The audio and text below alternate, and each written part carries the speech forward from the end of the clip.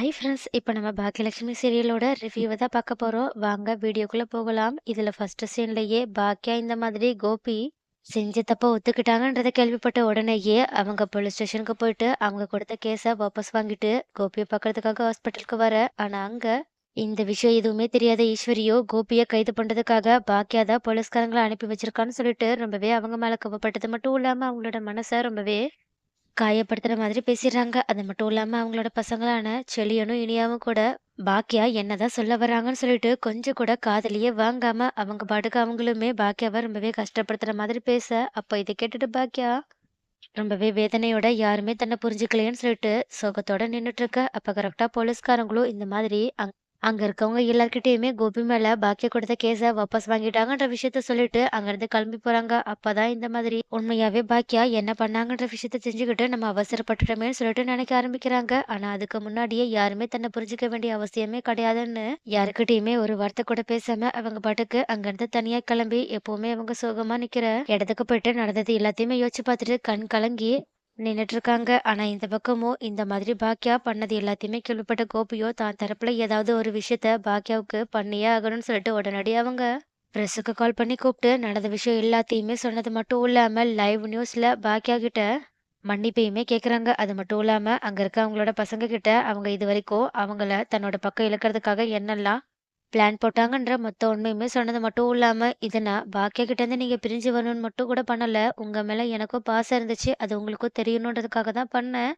ஆனா என்னதான் இருந்தாலும் நான் இப்படி பண்ணது ரொம்ப பெரிய தப்பு தான். ஆனா அதுக்காக தயவு செஞ்சு என்ன மன்னிச்சிருங்க. ஆனா அதுக்கு பதிலா என் மேல கோவப்பட்டுட்டு நீங்களுமே என் கூட பேசாம போயிடாதீங்கன்னு அவங்க கிட்ட மன்னிப்பு கேட்டுட்டு இருக்காங்க. அப்ப கரெக்ட்டா இந்த மாதிரி நடந்த விஷயத்த கேள்விப்பட்ட எழிலுமே ஹாஸ்பிட்டலுக்கு வந்து கோபி என்னெல்லாம் பண்ணிட்டு இருக்காங்கன்ற விஷயத்த எல்லாத்தையுமே நேரடியாவே பாக்குறாங்க. அது மட்டும் இல்லாம எழில பார்த்த கோபியுமே எழில்கிட்டயுமே மனசார மன்னிப்பு கேக்குறாங்க. அது மட்டும் இல்லாம எழில்கிட்ட அங்க இருக்கவங்களும் பாக்கியா கிட்ட அவங்க உண்மை தெரியாம மோசமா பேசின விஷயத்தையுமே பாக்கியா வருத்தப்பட்டுட்டு எங்கேயோ கிளம்பி போனாங்கன்ற விஷயத்தையுமே சொல்ல, உடனே இதை கேட்ட உடனே எழில் கண்டிப்பா அம்மா எங்க போயிருப்பாங்கன்னு எனக்கு தெரியும்னு அவங்க எங்க இருக்காங்கன்னு சொல்லிட்டு அந்த இடத்துக்கு கிளம்பி போகிறது மட்டும் இல்லாம அங்க நின்னுட்டு வருத்தப்பட்டுட்டு இருக்க பாக்கியா கிட்ட போயிட்டு அவங்க கிட்ட ரொம்பவே அக்கறையா பேசுறது மட்டும் இல்லாம நடக்கிற விஷயத்த சொல்லலாம்னு சொல்லிட்டு போகும்போது தான் அப்ப கரெக்டா பாக்கியாவுக்கு செல்வி ரொம்பவே அவசர அவசரமா கால் பண்ணி அக்கா தயவு செஞ்சு நீங்க சீக்கிரமா ஹோட்டலுக்கு வாங்கக்கா இங்க ரொம்ப பெரிய பிரச்சனைன்னு சொல்லிட்டு பதட்டத்தோட கால் பண்றாங்க. உடனே இதை கேட்ட உடனே பாக்கியா இந்த விஷயத்த எழில் கிட்ட சொல்லிட்டு ரெண்டு பேருமே பதட்டமா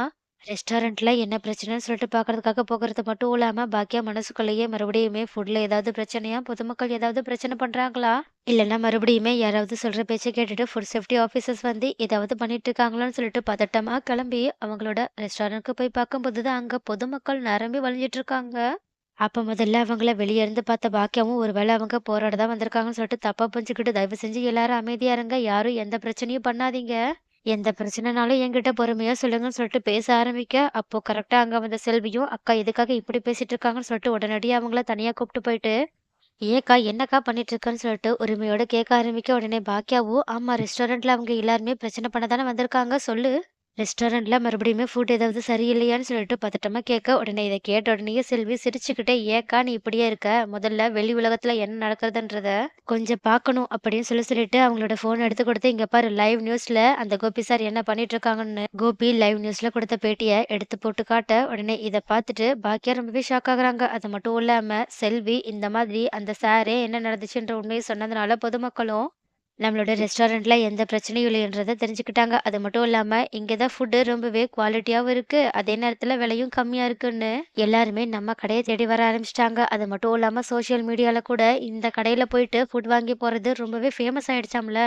அப்படின்னு சொல்ல உடனே இதை கேட்டுட்டு பாக்கியா அப்புறம் எதுக்காக நீ பதட்டமா ஏதோ பிரச்சனைன்ற மாதிரி என்கிட்ட ஃபோன் பேசுன அப்படின்னு கேட்க, உடனே செல்வியும் இல்லக்கா இந்த கூட்டத்தை பார்த்துட்டு நம்ம சமைச்சு வச்சது எல்லாமே எங்க சீக்கிரமா தீர்ந்து போயிடுமோ, நீ வர லேட் பண்ணிருவியோன்னு சொல்லிட்டு தான் முன்னாடியே உன்னை வர வைக்கிறதுக்காக உங்ககிட்ட பதட்டமா பேசினா. அது மட்டும் இல்லாம இங்க இருக்கவங்களும் கூச்சல் போட்டுக்கிட்டே இருந்தாங்களா, அதனாலதான் வேக வேகமா நான் சொல்ல வந்ததை உன்கிட்ட சொல்லிட்டு போனை கட் பண்ணிட்டேன். ஆனா நீ இந்த மாதிரி ஒரு பிரச்சனை சொல்லிட்டு புரிஞ்சுப்பன்னு எனக்கு எப்படிக்கா தெரியும் அப்படின்னு சொல்லிட்டு சிரிக்க, உடனே இதை பார்த்துட்டு பாக்கியாவும் சிரிச்சுட்டு நின்னுட்டு இருக்க. அப்ப கரெக்ட்டா உள்ளேருந்து வந்த ஒரு லேடியுமே, "சீக்கிரமா வாங்க, ஃபுட்லாம் தீர்ந்து போக போது, செய்யணும்னு" சொல்லிட்டு கூப்பிட, உடனே செல்வியும், பாக்கியாவும் வேகமா போயிட்டு சாப்பாடெல்லாம் செய்ய ஆரம்பிக்க, அங்க இருக்க கஸ்டமர்ஸுமே ரொம்பவே ஆர்வமா பாக்கியாவோட ரெஸ்டாரண்ட் ஃபுட் எல்லாத்தையுமே பார்சல் வாங்கிட்டும், அங்கேயே உட்காந்து சாப்பிட்டுட்டு இருந்துட்டு, ரொம்பவே பாராட்டி பேசிட்டு இருக்காங்க. அது மட்டும் இல்லாம, இதுக்கு முன்னாடி பாக்கியாவோட ரெஸ்டாரண்ட்டுக்கு வேலைக்கு வரமாட்டோம்னு சொல்லிட்டு நின்னவங்க அத்தன பேருமே, வீட்லருந்து வேலைக்கு எங்கள அனுப்பிச்சு விட்டுட்டாங்கன்னு சொல்லிட்டு பாக்கியாவோட ரெஸ்டாரண்ட்டுக்கு வந்து வேலையுமே கேட்க, பாக்கியாவுமே எப்பவும் போலயே பெருந்தன்மையோட அவங்களுக்கு அவங்க கேட்ட விலைய போட்டு குடுத்துடுறாங்க. அதுக்கும் மேல கோபி இந்த மாதிரி பாக்கியாவுக்கு டைரக்ட்டாவே கால் பண்ணி, "மனசார நான் உன்கிட்ட மன்னிப்பு கேட்டுக்கிறேன் பாக்கியா. இதுக்கு மேல என்னால உன்னோட லைஃப்ல எந்த பிரச்சனையும் வராதுன்னு" சொல்லிட்டு சொல்ல, உடனே இத கேட்டுட்டு அப்பதான் பாக்கியா கொஞ்சம் நிம்மதியா ஃபீல் பண்றாங்க.